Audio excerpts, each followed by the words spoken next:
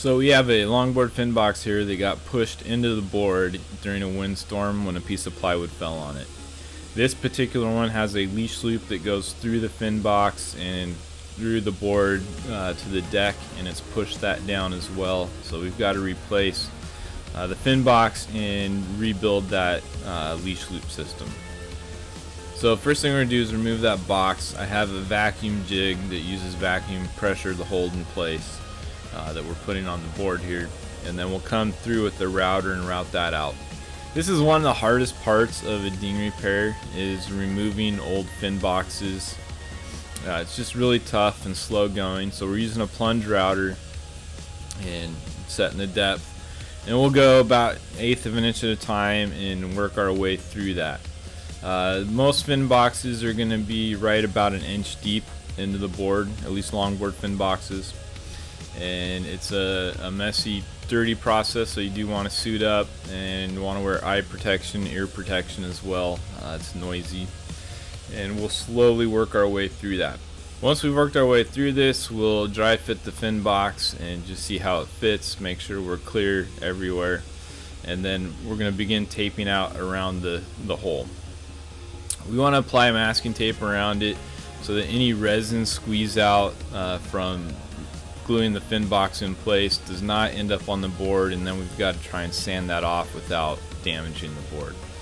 So I'm going to use quite a bit of masking tape here to give myself a nice big area around that so I don't spill any resin onto the board. Next, I'm going to go and mix up some resin. In this particular case, the original fin box was glued in with some colored resin, and so we're going to try and match that. Before I do that though, what I'm doing right now is just quickly wiping that fin box down with some acetone to remove any mold release from the injection molding process. So I've mixed up the resin, and we're going to fill the hole about 1/3 of the way, and then I'm going to paint the sides of the box and the bottom of the box with some resin and push that into place. We're going to have some squeeze out. Typically what I'm looking for as we push that in is we do want resin to come up around all sides of the box, and then if there's any bubbles that form, we want to pop those and make sure we just don't have any gaps in there. It can take quite a bit of force to push that in.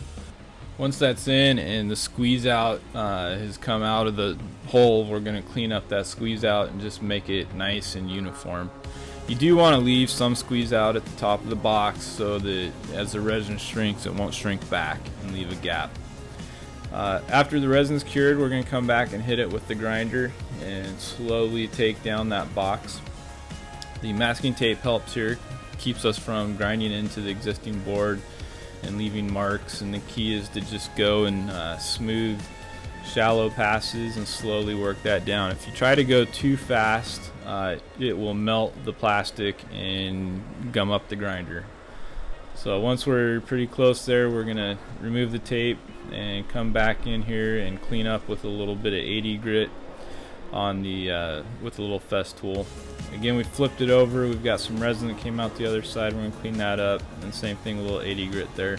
So what we're going to do now is we're going to cap the fin box with a couple layers of fiberglass, and same thing for where the leash loop comes through. Part of the reason for doing this is to help waterproof that fin box a little bit more. Pretty common to see on the leading edge of the fin box some discoloration in a board and cracking, and this will help mitigate that. If they accidentally run into the beach and put some pressure on the box in that area, it'll be a little more watertight and a little stronger. This is an extra step, and really good board builders will do this, but really not that common to see done. But we're going to go ahead and do it on this board. So we're just using a couple layers of fiberglass and some resin.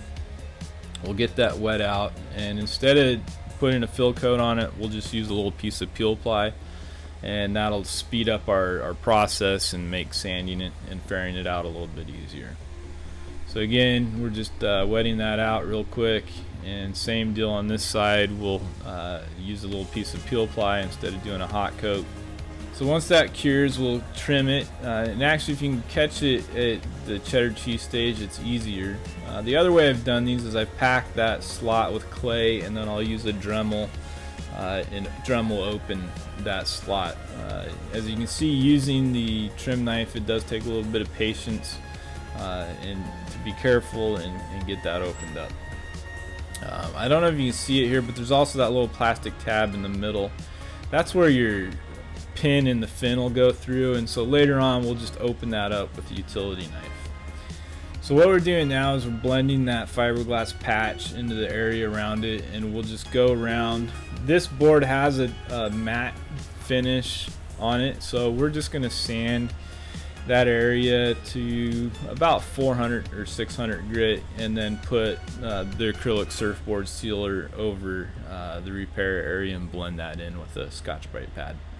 So same thing here on the deck, we're just going to blend that patch area into the existing board. If you're bringing your board to somebody to do ding repair, it's really helpful if you remove the wax off the deck first. And so here we are, just going to blend that a little bit more, and then again we'll use some surfboard sealer to blend that. Now we're opening up the leash loop hole. We start with a little smaller drill bit and go through the center there, make sure we're centered in the box, and then we're going to open that up a little bit bigger.